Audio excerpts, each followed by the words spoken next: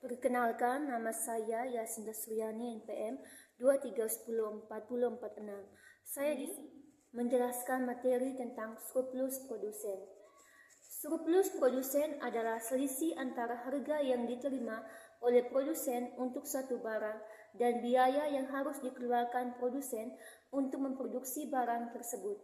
Surplus ini menggambarkan keuntungan yang diterima produsen ketika mereka mampu menjual barang pada harga yang lebih tinggi daripada biaya produksi mereka. Yang pertama, definisi surplus produsen. Surplus produsen adalah selisih antara harga yang diterima oleh produsen atau harga pasar dan biaya minimal yang bersedia diterima oleh produsen untuk memproduksi barang atau jasa. Dengan kata lain, surplus produsen mengukur keuntungan yang diterima produsen dalam bentuk perbedaan antara harga. Yang pertama, harga yang diterima produsen atau harga pasar. Ini adalah harga barang atau jasa yang diterima oleh produsen di pasar. Harga ini dipengaruhi oleh faktor permintaan dan penawaran. Yang kedua, biaya produksi. Ini adalah biaya minimum yang dikeluarkan oleh produsen untuk memproduksi barang atau jasa. Biaya ini mencangkup biaya tetap seperti sewa dan gaji dan biaya variabel seperti bahan baku dan tenaga kerja. Yang ketiga, grafik surplus produsen. Surplus produsen dapat digambarkan menggunakan grafik penawaran dan permintaan seperti yang kita lihat di samping ini. Yang pertama, kurva penawaran atau supply curve menunjukkan jumlah barang yang akan diproduksi oleh produsen pada berbagai tingkat harga. Kurva ini cenderung naik karena semakin tinggi harga, semakin banyak barang yang akan diproduksi. Yang kedua, kurva permintaan atau demand curve menunjukkan jumlah barang yang akan diminta oleh konsumen pada berbagai tingkat harga. Kurva permintaan cenderung turun karena semakin tinggi harga, semakin sedikit barang yang diminta. Pada titik E, yaitu titik keseimbangan pasar, harga dan jumlah barang yang diproduksi serta diminta sesuai dengan pasar. Di atas titik ini, area antara kurva penawaran dan harga pasar menggambarkan surplus produsen. Yang keempat, cara menghitung surplus produsen. Surplus produsen dihitung dengan cara menghitung area antara harga pasar dan kurva penawaran. Secara matematis, surplus produsen bisa dihitung dengan rumus surplus produsen sama dengan setengah kali P jual dikurang P min kali Q, di mana P jual adalah harga pasar atau harga jual. P min adalah harga minimum yang bersedia diterima produsen untuk memproduksi barang tersebut atau harga pada kurva penawaran. Q adalah jumlah barang yang diproduksi dan dijual pada harga pasar.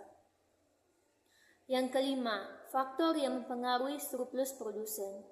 Beberapa faktor yang dapat mempengaruhi surplus produsen antara lain, yang pertama, harga pasar. Semakin tinggi harga pasar, semakin besar surplus yang diperoleh produsen karena mereka mendapatkan lebih banyak keuntungan dari penjualan. Yang kedua, biaya produksi. Jika biaya produksi menurun, misalnya melalui efisiensi atau teknologi baru, maka surplus produsen akan meningkat. Yang ketiga, kondisi pasar. Perubahan dalam kondisi pasar, seperti perubahan dalam permintaan atau penawaran, dapat mempengaruhi harga pasar dan dengan demikian mempengaruhi surplus produsen. Yang keenam, contoh surplus produsen. Misalnya, jika sebuah produsen menjual barang pada harga 100.000 dan biaya untuk memproduksi barang tersebut hanya 60.000, maka surplus produsen adalah surplus produsen sama dengan P jual dikurangi P min sama dengan 100.000 dikurangi 60.000 sama dengan 40.000. Dengan kata lain, produsen memperoleh keuntungan 40.000 per unit barang yang dijual. Yang ketujuh, perbedaan dengan surplus konsumen. Surplus konsumen adalah selisih antara harga yang bersedia dibayar oleh konsumen untuk suatu barang dan harga yang sebenarnya mereka bayar. Yang kedua, surplus produsen adalah selisih antara harga yang diterima produsen dan biaya produksi yang dikeluarkan untuk menghasilkan barang. Keduanya, surplus konsumen dan surplus produsen, mencerminkan efisiensi ekonomi dalam pasar. Keseimbangan antara keduanya menciptakan kesejahteraan sosial yang optimal. Yang kedelapan, pentingnya surplus produsen.